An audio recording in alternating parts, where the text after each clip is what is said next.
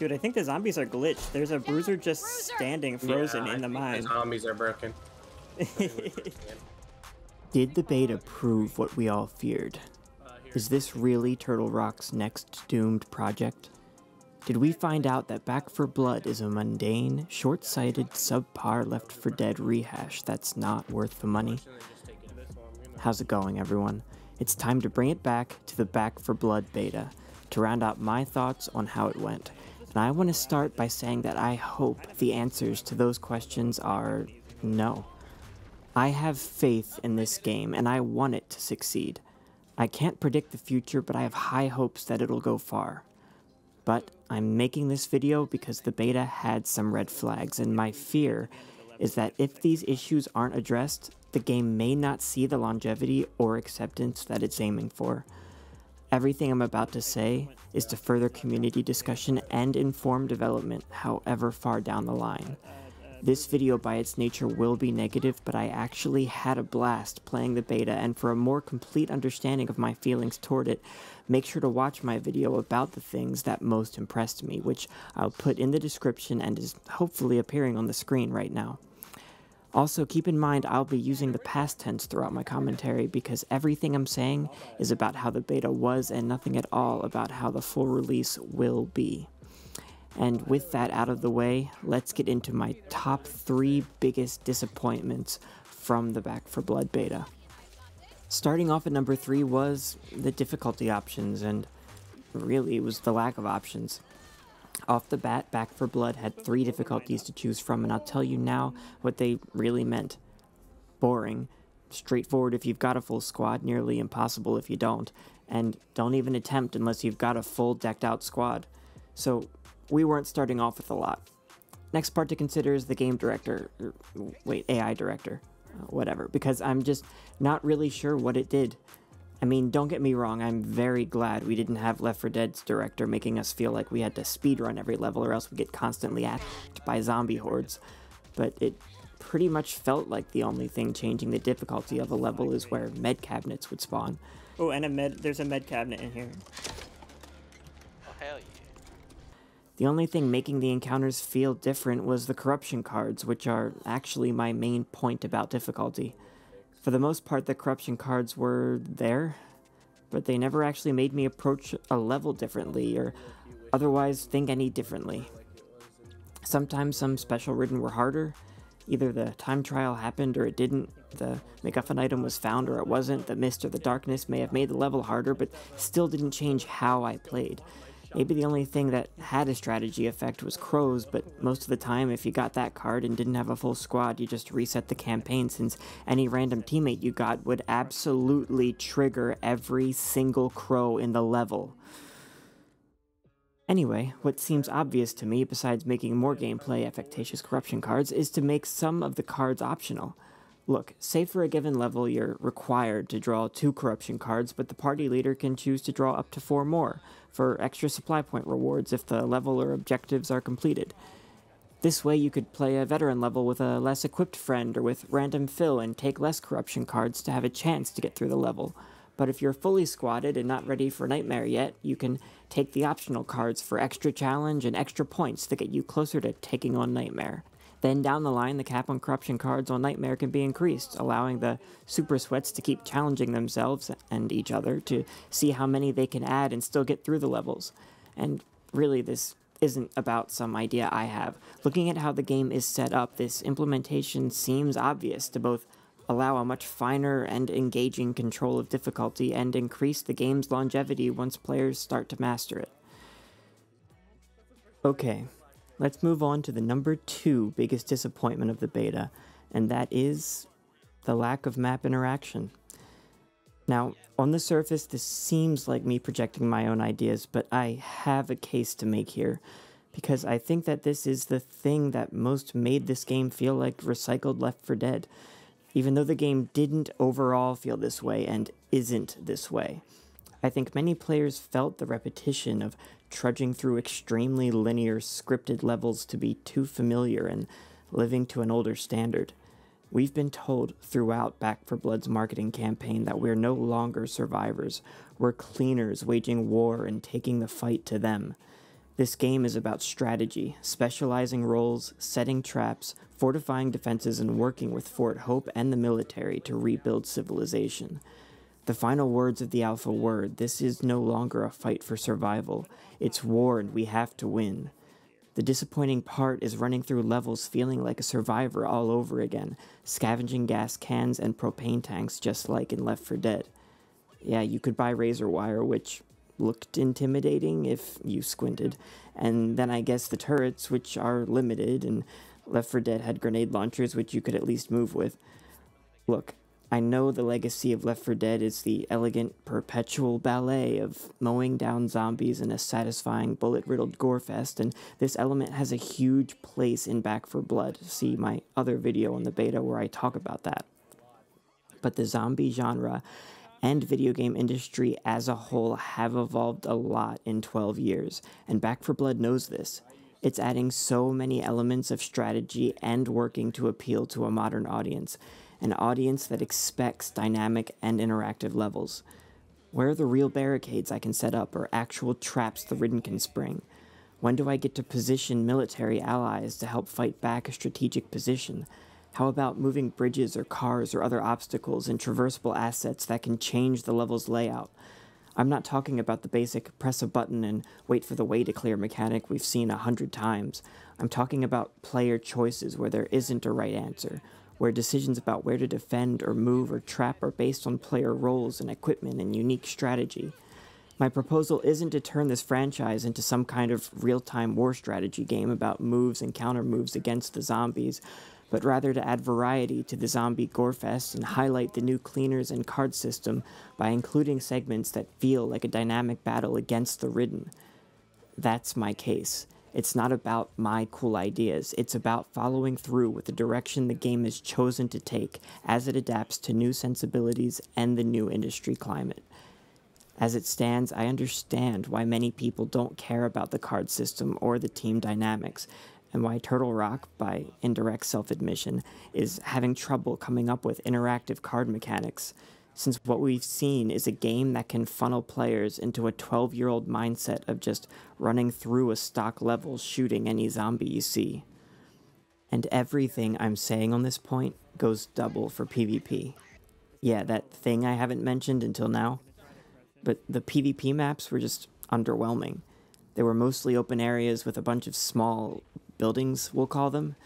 This feels like such a missed opportunity to add real dynamics and balancing mechanics to this mode.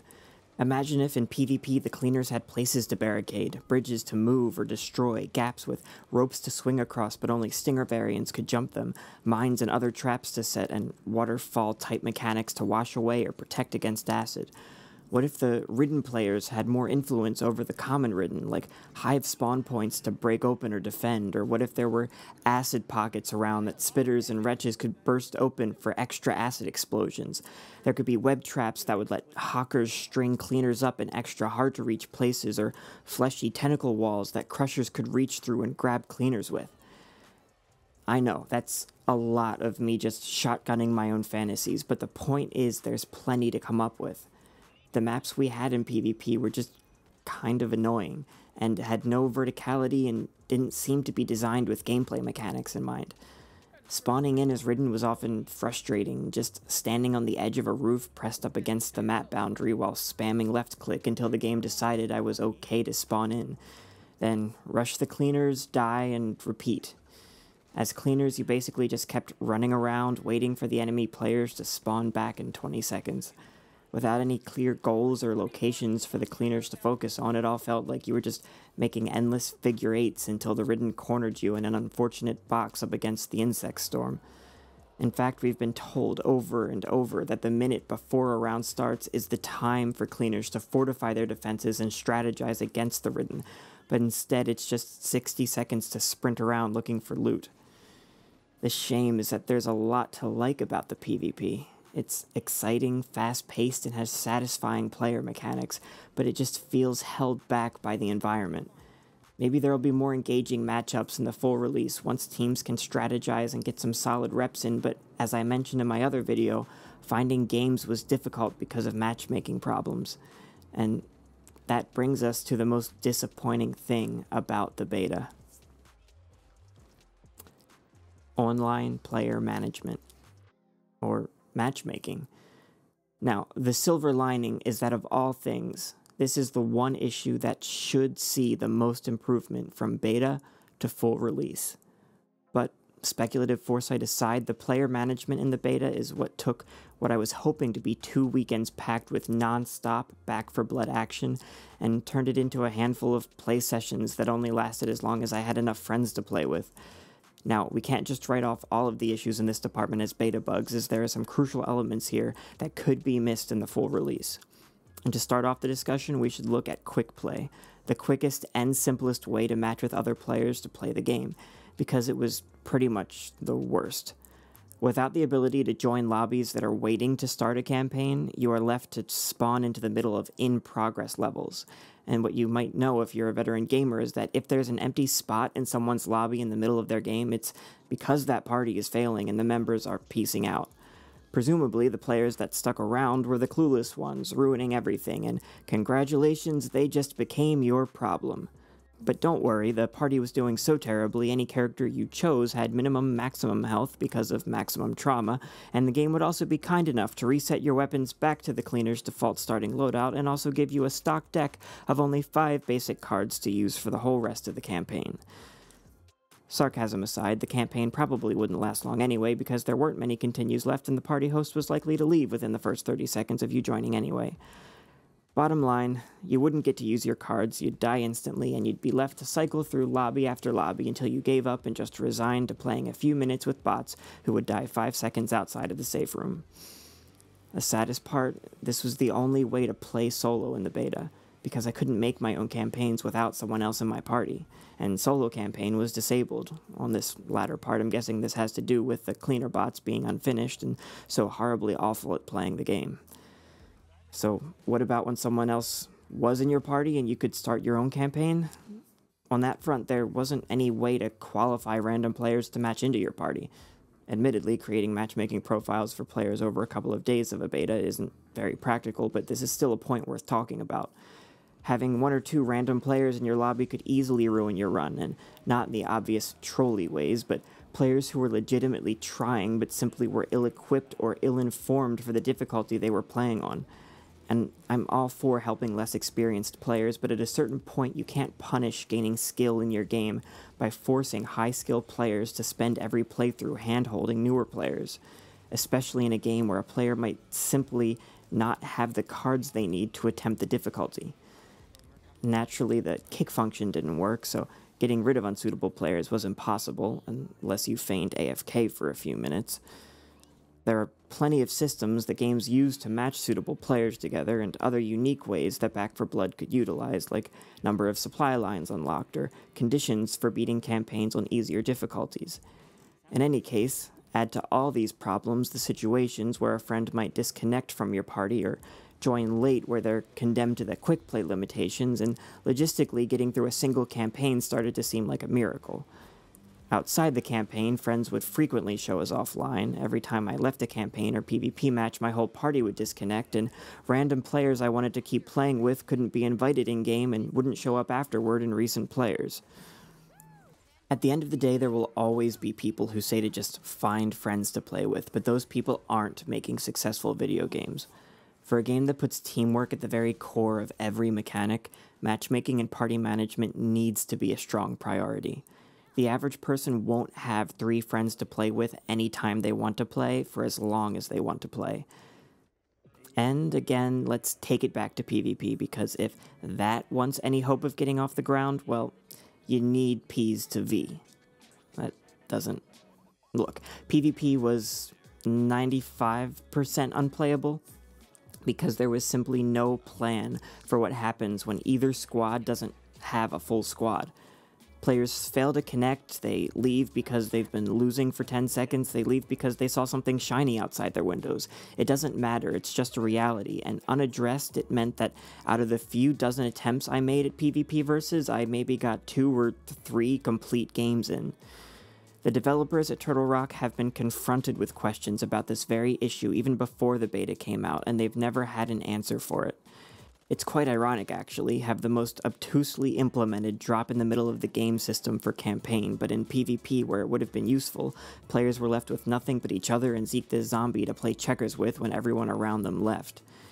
Whether it's a well-implemented drop-in mechanic, system which shortens games with less players, balancing mechanics to give teams that are behind or simply have less players a fighting chance, or at the very least some competent bots to take the place of dearly departed teammates, something has to happen, or that something will be the death of versus mode. And there you have it, the biggest disappointments of the beta. But now is the time to remind you that come release day, my face will be pressed against my monitor, counting down the seconds until I can load up and get back to slaying Ridden. I'm ready to love playing Back 4 Blood because for all of its disappointment so far, there's so much to sink your teeth into and savor. I hope this game is something we can all enjoy together, and I really hope that the devs heavily consider the concerns the community has for the game. What you should take away is that Back 4 Blood is not a redo of Left 4 Dead. It's a brand new revitalization of the franchise, and no matter what, we'll have something fun to offer. Let me know in the comments if you agree with my comments, or if there's anything you think is even more important to bring to the top of the discussion. In any case, I'll see you all on launch day. Make sure to subscribe and join the Discord to stay up to date on the latest Back 4 Blood news and join a community of passionate gamers. Check out my Twitch, check out my other beta review. Thanks for watching. Lots of love and lots of zombies. That one zombie that jumped in was enough to kill me. Yo, big guy, big guy.